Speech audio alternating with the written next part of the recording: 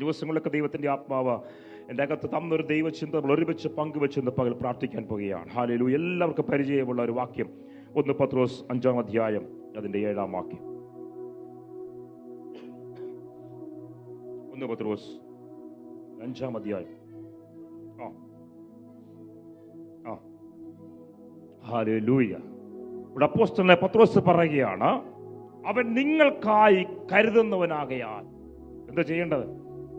സകല ചിന്താകുലകളും അവന്റെ മേലിട്ടുകൊള്ളുവീൻ. ഒരു കരുതുന്ന ഒരു ദൈവത്തെക്കുറിച്ച് പത്രോസ് പറയുകയാണ്. ആരാ പറഞ്ഞേ? യേശുവിന്റെ ശിഷ്യനായിരുന്ന പത്രോസ് പറയുന്നു, എനിക്കൊരു ദൈവത്തെ അറിയാം, എനിക്കൊരുവനെ അറിയാം, അവൻ കരുതുന്നവനാ. ഹല്ലേലൂയ. ഇന്ന് പകരം നാം സേവിക്കുന്ന, നാം ആരാധിക്കുന്ന നമ്മുടെ ദൈവം നമുക്ക് വേണ്ടി കരുതുന്നവനാണ്. നമ്മുടെ കുടുംബത്തിന് വേണ്ടി, നമ്മുടെ തലമുറയ്ക്ക് വേണ്ടി, നമ്മുടെ ശുശ്രൂഷയ്ക്ക് വേണ്ടി, നമ്മുടെ ദൈവസഭയ്ക്ക് വേണ്ടി എന്തൊക്കെ ആവശ്യങ്ങളുണ്ടോ അതെല്ലാം തക്ക സമയത്ത് നമുക്ക് വേണ്ടി കരുതുന്ന ദൈവമാണ് നമ്മുടെ ദൈവം. ഹല്ലേലൂയ. വളരെ പ്രാർത്ഥനയോടെ ഇരിക്കണം. ദൈവമേ, ഇന്ന് രാത്രി എന്നോട് സംസാരിക്കണമേ. എൻ്റെ കുടുംബത്തിനകത്ത്, എൻ്റെ തലമുറയ്ക്കകത്ത്, എൻ്റെ ശുശ്രൂഷയ്ക്കകത്ത് വലിയൊരു മാറ്റം കർത്താവേ ഞാൻ ആഗ്രഹിക്കുകയാണ്. സ്വർഗ്ഗം അത് ചെയ്യാൻ പോകുകയാണ്. സ്വർഗ്ഗം അത് ചെയ്യാൻ പോകുകയാണ്.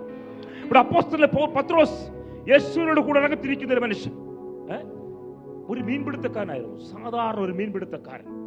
ആ കാലഘട്ടത്തിൽ യേശുവിനെ അറിയാതെ, അവൻ യേശുവിനെ ആരെന്നൊന്നും അറിയത്തില്ല. മീൻ പിടിക്കാൻ പോകുന്നൊരു മനുഷ്യൻ. പക്ഷേ എവിടെയോ കേട്ടൊരു ദൈവ ശബ്ദം. യേശു ഗലീലയിലൂടെ സഞ്ചരിക്കുമ്പോൾ പത്രോസിനെ കാണുകയാണ്. ചുമ്മാ വിളിച്ചതാ പത്രോസിനെ, പത്രോസേ എന്റെ പിന്നാലെ വരിക, ഞാൻ നിന്റെ മനുഷ്യനെ പിടിക്കുന്നവനാക്കാന്ന് പറഞ്ഞിട്ട് ഒരൊറ്റ വാക്ക് കേട്ട് യേശുവിന്റെ പിന്നാലെ ഇറങ്ങിത്തിരിക്കുകയാണ്. എന്താണെന്ന് ചോദിച്ചില്ല, നാളെ എന്താകുമെന്ന് ചോദിച്ചില്ല, എന്റെ കാര്യങ്ങൾ എങ്ങനെയാണ്, കുടുംബം എങ്ങനെ, ഒന്നും ചോദിച്ചില്ല മനുഷ്യൻ. ഹല്ലേലൂയ. ചുമ്മാ ഒരു പൊട്ടനെ പോലെ കൂടെ അങ്ങ് പോയി. ആമേൻ. ഇന്ന് പകലും അങ്ങനെയൊക്കെ ചിലതിനകത്തുണ്ട്. ഹല്ലേലൂയ. ചുമ്മാ ഇറങ്ങി തിരിച്ചവർ. ഹല്ലേലൂയ. നാളെ എന്താകുമെന്ന് അറിയത്തില്ല, സമൂഹത്തിൽ എങ്ങനെയാകുമെന്ന് അറിയത്തില്ല, കുടുംബത്തിൽ എന്തൊക്കെ സംഭവിക്കുമെന്ന് അറിയത്തില്ല. പക്ഷെ ചുമ്മാ യേശുവിന്റെ പുറകെ ഇറങ്ങിയ ചിലതിനകത്ത് ഇരിപ്പുണ്ട്. ഹല്ലേലൂയ. ഇന്ന് പകൽ നിങ്ങളോ സംസാരിക്കുന്നതോ? ഓ റിബ ശതലറബ. ഹല്ലേലൂയ. ഹല്ലേലൂയ. ചുമ്മാ ഇറങ്ങിയതാ. കുറച്ച് നാൾ കഴിഞ്ഞപ്പോൾ ഈ മനുഷ്യനൊരു ചോദ്യം ചോദിക്കുക യേശുവിനോട്. യേശുവേ, ഞാൻ സകലവും വിട്ടു. എന്താ വിട്ടെ? സകലവും വിട്ടു. കുടുംബക്കാരെ വിട്ടു, എന്റെ ജോലി വിട്ട, എല്ലാം വിട്ടാ. പക്ഷെ ഇനി എന്താ? എനിക്ക് വല്ലതും കിട്ടുമോ? എനിക്ക് വല്ലതും കിട്ടുമോ നിന്റെ കൂടെ നടന്നിട്ട്? യേശു ഒരു പദം പറഞ്ഞു, എന്റെ നാമത്തിൽ. ഇന്ന് പകൽ ആരോടാ സംസാരിക്കുകയാണ്? എന്റെ നാമത്തിൽ, യേശുവിന്റെ നാമത്തിൽ നിന്റെ കുടുംബം വിട്ടെങ്കിൽ, നിന്റെ ചാർച്ചക്കാരെ വിട്ടെങ്കിൽ, ഹല്ലേലൂയ, സ്വർഗം പറയുന്നു, ഞാൻ 100 മടങ്ങ് 100 മടങ്ങ് 100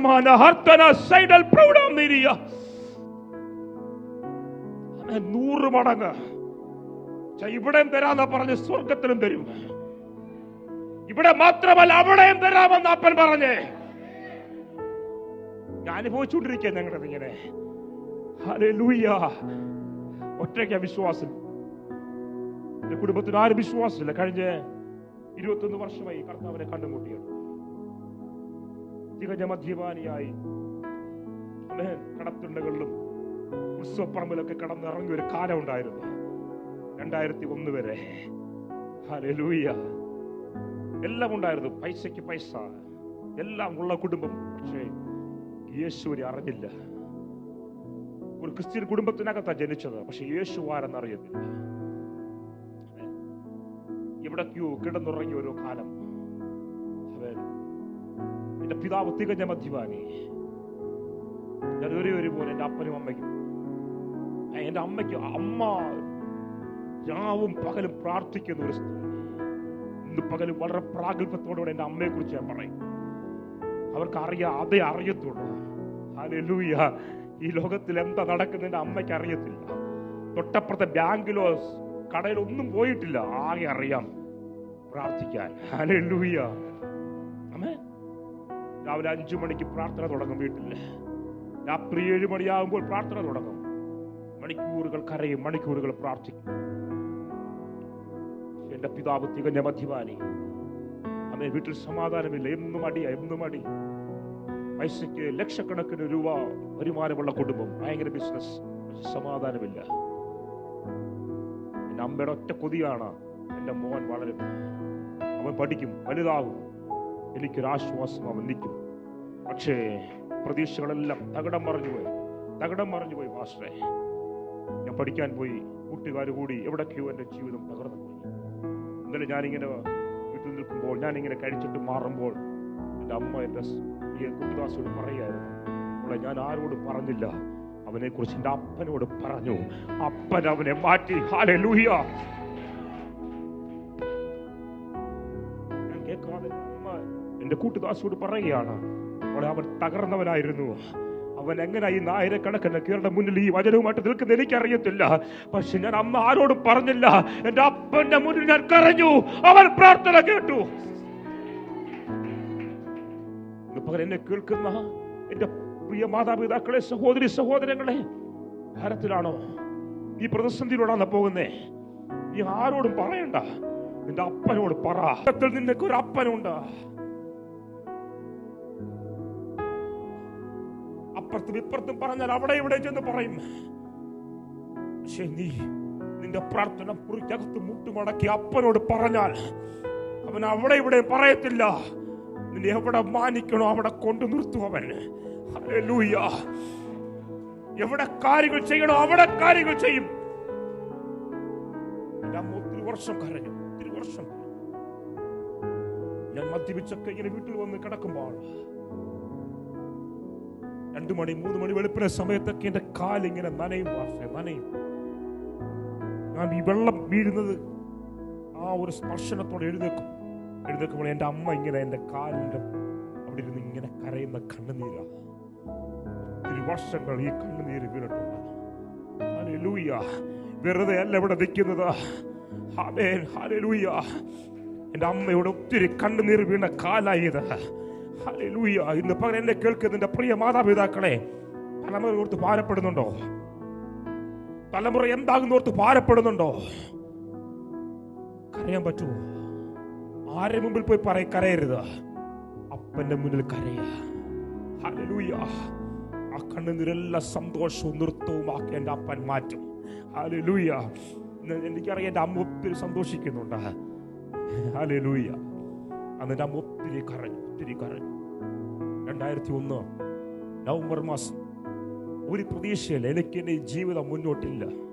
എൻ്റെ സഹോദരിമാരുടെ വിവാഹം കഴിഞ്ഞു. മുന്നോട്ട് ഒന്നും മനസ്സിലാകുന്നില്ല എനിക്ക്. ഒത്തിരി കേസും ഒത്തിരി പ്രശ്നങ്ങളും, നാട്ടിൽ നിൽക്കാൻ പറ്റുന്നില്ല. ഞാൻ പറഞ്ഞു, കർത്താവേ, ഒറ്റ വഴിയുള്ളൂ, ആത്മഹത്യ അല്ലാതെ ഒന്നും കാണുന്നില്ല. 2001 നവംബർ മാസം യുവദാസനെ ഞാൻ എൻ്റെ റൂമിൽ കയറി കതവടച്ചു. ഞാൻ ഇന്ന് എൻ്റെ ജീവിതം ഇവിടെ തീരുകയാണ്. എൻ്റെ അപ്പനും അമ്മയും റൂമിലുണ്ട്, അപ്പുറത്തെ റൂമിൽ. ഞാൻ എൻ്റെ റൂമിൽ കയറി കതവടച്ചു. അന്ന് രാത്രി ആത്മഹത്യയ്ക്ക് വേണ്ടി എല്ലാ കാര്യങ്ങളും സെറ്റ് ചെയ്ത് 10 മണിക്ക് ഞാൻ എൻ്റെ ഡോർ അടച്ചു. 10 മണിക്ക് ഡോർ അടച്ച് ഞാൻ അകത്ത് കാര്യങ്ങളൊക്കെ സെറ്റ് ചെയ്യുമ്പോൾ എൻ്റെ വീട്ടിൽ ലാൻഡ് ഫോണുണ്ട്. ലാൻഡ് ഫോണിൽ ഇങ്ങനെ ബെല്ലടിക്കുന്നു. ആരെന്നറിയത്തില്ല. ഞാൻ ഇറങ്ങിയില്ല പുറത്ത്. പെട്ടെന്ന് എനിക്കറിയാം എൻ്റെ അമ്മ വന്ന് ഫോൺ എടുക്കുന്നു, സംസാരിക്കുന്നുണ്ട് ആരോടോ. ആ സംസാരം കഴിഞ്ഞ് റിസീവർ വെച്ചിട്ട് പെട്ടെന്ന് എൻ്റെ ഡോറിൽ കൊട്ടി, മോനെ കതവ് തുറക്കാൻ പറഞ്ഞു. ഞാൻ കതവ് തുറന്നപ്പോൾ എൻ്റെ അമ്മ എന്നോട് പറയുക, മോനെ, ഞാൻ ഇന്ന് നിന്റെ റൂമിൽ കിടക്കാൻ പോവാ. ഞാൻ ഞെട്ടിപ്പോയി. കർത്താവേ, ഞാൻ എല്ലാം സെറ്റ് ചെയ്ത് ഇന്ന് രാത്രി മരിക്കാൻ പോവുക. അമ്മ പറഞ്ഞ നിന്റെ കൂടെ കിടക്കാൻ പോവുകയാണെന്ന്. എൻ്റെ റൂമിൽ ഇങ്ങനെ 2 കട്ടില ഇപ്പോഴും ഉണ്ട്. 2 കട്ടിലുണ്ട്. ഒരു കട്ടിൽ ഞാൻ കിടക്കുന്നു, ഒരു കട്ടിൽ എൻ്റെ അമ്മ കിടന്നു. എങ്ങനെയൊക്കെയോ 2 പേരും നേരം വിളപ്പിച്ചു. 2 പേരും ഉറങ്ങിയില്ല. രാവിലെ എഴുന്നേൽക്കുമ്പോൾ അമ്മ എന്നോട് ചോദ്യം ചോദിച്ചു, മോനെ, ഇന്നലെ രാത്രി എന്തോത്തിനുള്ള പുറപ്പാടായിരുന്നു എന്ന് ചോദിച്ചു. ഞാൻ ചോദിച്ചു, മമ്മിക്ക് എങ്ങനെ മനസ്സിലായേ? എന്നോട് പറഞ്ഞു, മോനെ, വന്നൊരു ഫോൺ കോൾ ഉണ്ട്. 10 മണിക്കൊരു ഫോൺ കോൾ വന്നു. എൻ്റെ വീട്ടിന് 3 വീടിനപ്പുറം ഒരു ആന്റി രാത്രി 10 മണിക്ക് മുട്ടിന്മേൽ നിന്ന് പ്രാർത്ഥിക്കുമ്പോൾ ദൈവത്തിന്റെ ആത്മാവ് വെളിപ്പെടുത്തി, ഇന്ന വീട്ടിൽ ഇന്ന പയ്യൻ ആത്മഹത്യ ചെയ്യാൻ പോവുകയാണ്. ഇന്ന് രാത്രി അങ്ങനെ ഏതെങ്കിലും കെട്ടിനകത്ത് കിടക്കുന്ന ആരെങ്കിലും ഉണ്ടോ? ഇന്ന് പകൽ